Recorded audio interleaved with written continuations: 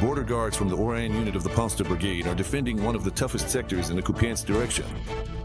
The Russian tactic of storming with armored groups has failed here thanks to the effective work of Ukrainian drone operators, according to the military. FPV is, in fact, a highly precise small weapon. Sometimes we launch as many as 30 of them a day. We use fragmentation munitions against infantry. We have 3 types of fragmentation rounds. Right now, it's a drone war. Accordingly, drones are much more effective. We've increased both the number of pilots and the number of crews. We also have a separate unit just for reconnaissance. These are the ones who keep watch around the clock, 24/7 in the air, searching for targets. As soon as something is detected, strike drones are launched. We have both Vampire crews and FPV drone crews operating. It's a coordinated effort. Meanwhile, the General Staff of the Ukrainian Armed Forces notes that most Russian assaults on the front are being recorded in the Pokrovsk direction. Their activities are divided into several Pokrov, into several directions. It all comes down to needing to advance by some, hundreds of meters, kilometers, but to still enter the Dnipropetrovsk region and present it as an achievement for Putin. So this is a military political move. At the same time, in terms of combat operations, of course, the Lyman area remains a tense zone of intense fighting. In the Lyman sector, Ukrainian forces successfully repelled Russian assaults near Rikidub, Sred, and Torsky in Donetsk region. The occupiers also tried to advance near Alhivka, Pishchain, Lybok, and Vovchansk in Kharkiv region. Ukrainian scouts have released a video of a spring breakthrough in the Kupiansk direction, raids by fighters into the Russian rear. Fighters from the Bratsko unit, together with adjacent units, carried out a series of stabilization operations and forced the enemy to retreat with losses. Bratsko has 12 successful raids behind enemy lines and more than 2,000 combat drone sorties to its credit. In addition, the scouts have added to the exchange fund. 5 occupiers can be exchanged for Ukrainian defenders. From a statement by the main intelligence directorate of the Ministry of Defense of Ukraine on Facebook. Meanwhile, Special Operations Forces fighters have shown footage of combat operations near the border in Sumy region. They thwarted yet another attempt by a Russian reconnaissance group to break through. One occupier was taken prisoner. Operators of the 6th Regiment of the Special Operations Forces Ranger organized an ambush against an enemy reconnaissance group on the North Slobozansky direction as they tried to infiltrate Ukrainian territory. During a fierce battle, the enemy group was destroyed. One Russian serviceman was taken prisoner. Now the captive thanks the Ukrainian Special Forces for sparing his life. From a statement by the command of the Special Operations Forces of the Ukrainian Armed Forces on Facebook. Russian invaders are not giving up attempts to storm the border areas of Sumy region. However, Ukrainian defenders managed to advance in the area of Alexivka, pushing the occupiers further away from Sumy, according to the General Staff. The active operations of Ukrainian defenders in this area, as well as in the Kursk direction, have tied down a group of about 50,000 Russian troops, preventing them from being redeployed to other fronts, particularly Pokrovsk and Novopavlovsk. At present, the situation has been stabilized, and the enemy's advance has been halted along the line of Yunikovka, Yablunovka, Novonikolivka, Alexivka, Kondratovka, the Russian border, and the bridgehead on Russian territory in the Gleshkovsky district of Kursk region. From a statement by the General Staff of the Armed Forces of Ukraine on Facebook. The total losses of the aggressor country's army since the beginning of the full-scale invasion have already exceeded 1,020,000 personnel. In the past day alone, 1,070 Russian soldiers were eliminated, along with 7 armored vehicles, 29 artillery systems, and dozens of other pieces of Russian equipment. Sergei Maritovich-Gradsky, military expert, is joining us. Hello. Welcome. Glory to Ukraine. Good evening. Glory to the heroes. Sergei, there is information, of course, that once again the most difficult situation remains in the Pokrovsk direction. The Operational Strategic Group, Kortitsia, reported that there are heavy battles going on there. And, of course, what also draws attention is that the Russian army is trying to blockade Pokrovsk and Myrnograd.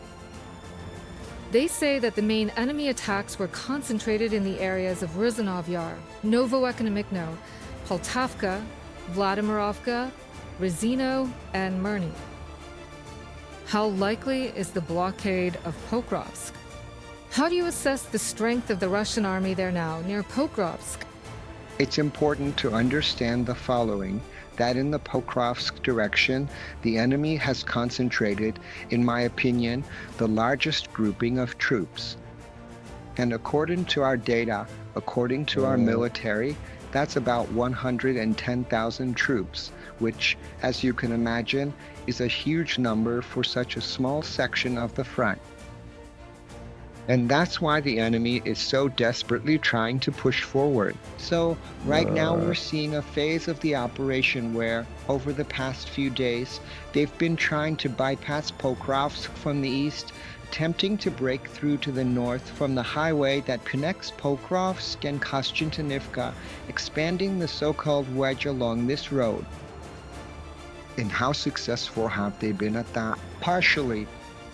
But to say that there will be any significant change in the situation in the near future is unlikely. The enemy, as you already mentioned today, has been forced, due to heavy losses, to seriously reduce the intensity of combat operations, decreasing the number of engagements to less than 100 per day.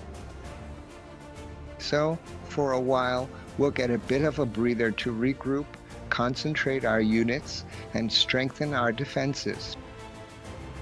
Unfortunately, the enemy will also use this pause to build up their resources and try to attack our forces again. But to say that, as of today, Pokrovsk and Maliharad are facing a serious encirclement is probably not accurate. The enemy simply doesn't have enough resources for that, even though right now they have a lot. Sergei Maritovich, how would you assess the situation now in the Sumy region, considering that, well, we see the information, and before this as well, there were reports that the enemy is indeed trying to amass forces and resources there in order to really create a threat to this Ukrainian region? Well, here we need to understand the following. From the very beginning, it was clear that the enemy did not have the objective of breaking through, nor did they set themselves the task of advancing to the city of Sumy and capturing it. They simply didn't have enough resources for that. Nevertheless, that group, both in terms of numbers and, most importantly, the quality of their troops, would have had every opportunity if they hadn't encountered fierce resistance from Ukraine's defense forces to expand the buffer zone to a significant scale. But here, we didn't give them that chance. And that's why we're saying that the enemy is now forced to switch to the defensive.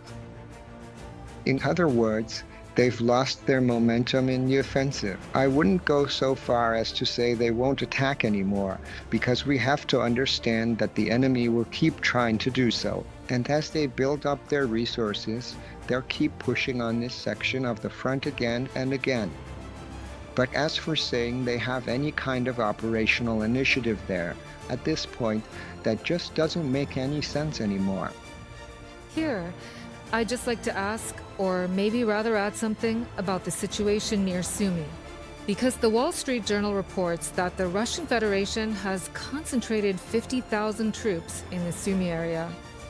And the article also says that Russian troops are stationed just 20 kilometers from the city of Sumy, and that they are losing between 300 and 400 men per day.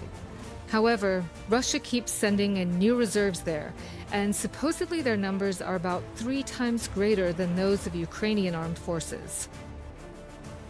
Why these particular numbers? How do the journalists from the Wall Street Journal even determine this?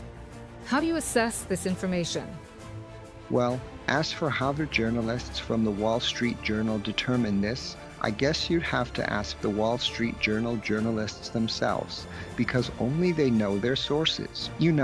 That's journalistic confidentiality, but in principle, we can agree with such comparisons because, generally speaking, our group has enough forces for defense. Moreover, even under these serious and difficult conditions, we continue to carry out counterattacks and hold our positions. 50,000 troops. When I mentioned that it's about the quantity and quality of the forces, well, that's clearly not enough to take Sumy. Moreover, When I spoke about the quality of the troops, the amount of armored vehicles, which, no matter how some of our colleagues point out that drones are deciding everything now, the number of armored vehicles is still an indicator of what's happening on the battlefield and reflects the nature of the fighting. So there simply isn't enough of this armored equipment to break through.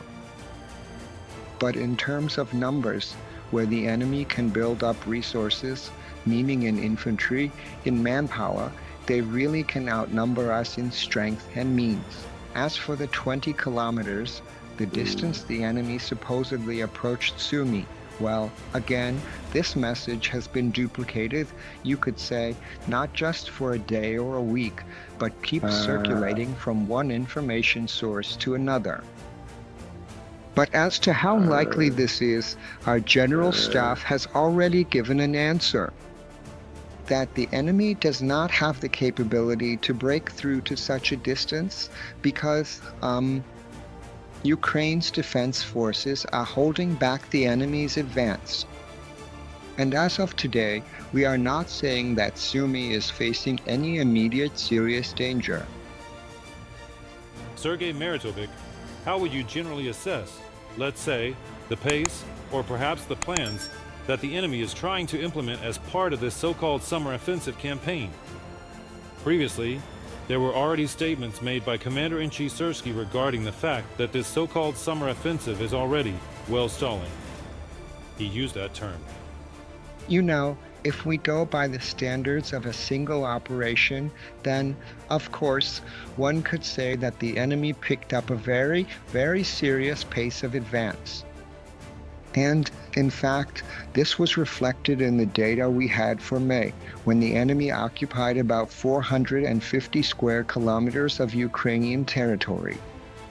That's a lot compared to previous months. But the thing is, after that, we can't really talk about any major breakthroughs by the enemy. Yes, that's the general understanding. You know, it mostly comes up in the information space, like everything is lost. The enemy is reaching the border of the Dnipropetrovsk region. The enemy is trying to encircle Pokrovsk, Talanivka, and so on and so forth. But nevertheless, we don't see any significant changes on the front line. Moreover, I wouldn't say that the enemy is completely exhausted. It's far too early to say that, because the enemy doesn't care about losses and keeps throwing more and more resources into the fight. But as of today, if we put it very cautiously, we are seeing the enemy's offensive stalling because they can't come up with anything new that could fundamentally change the situation on the battlefield. In other words, these chaotic attempts to apply pressure here and there, this isn't what an offensive looks like. So, if we take the starting point of the offensive as somewhere around mid-May, then after almost 45 days, if the offensive had been successful, it would have looked completely different. But here, on the contrary, we see the Russian troops losing momentum and getting bogged down in prolonged, bloody battles without any real prospects. Therefore, it's unlikely that this offensive will yield any significant results. Nevertheless, we still have some very serious battles ahead of us. In fact, experts for Telegraph also described the situation in the east, noting that even between Pokrovsk and Kostantinivka, Russian forces have made some advances, but in their opinion, this movement hasn't changed the operational situation. As for the south, there's an important point here because more than 15 trucks with Kadyrovites have arrived in Mariupol from the Russian Federation. According to Petro Andriashenko, the head of the Center for the Study of Occupation, he says that the Kadyrovites are supposed to be rotated to the Zaporozhye region, specifically to the area of temporarily occupied Enerhodar, Melitopol, and Vasilivka in the coming days, as he states. And Andriashenko emphasized that this is the largest Chechen detachment of 2023 that has been recorded in Mariupol. So, how do you think this will change the situation there? Will it change anything? Are these 15 reinforcement trucks enough for the operations the Russian army is conducting in Zaporozhye? Actually, your reaction has already answered that question. Let's go step by step. 15 trucks, and each truck holds, well, about a platoon, let's say around 30 people. So that's roughly the size of a battalion. 450 people, that's one battalion. We were just talking about numbers like 110,000 and so on. It's unlikely to change the situation. And secondly, we need to note the following. The Kadyrovites are not career military personnel. The Kadyrovites are enforcers from the National Guard. The Kadyrovites, the last thing they did, and we witnessed this ourselves since July of last year when, what was his name? Alaninov, I think, was shouting that the Ukrainians were afraid, and they simply didn't notice them. They never engage in battle first. So, it's hardly reasonable to consider them a serious strike force for the Russian army. Most likely, they'll be serving, as they say, in those tick-tock positions in the second line of Russian troops, mainly to, create more of an informational threat. Because the Kadyrovites, let me reveal a big secret for those who don't know, die just like any other Russian occupiers. Sergei Maritovic, so it turns out, if we're talking about the numerical potential of this manpower, what can we assume about how, yes, this Kadyrovite manpower will be used?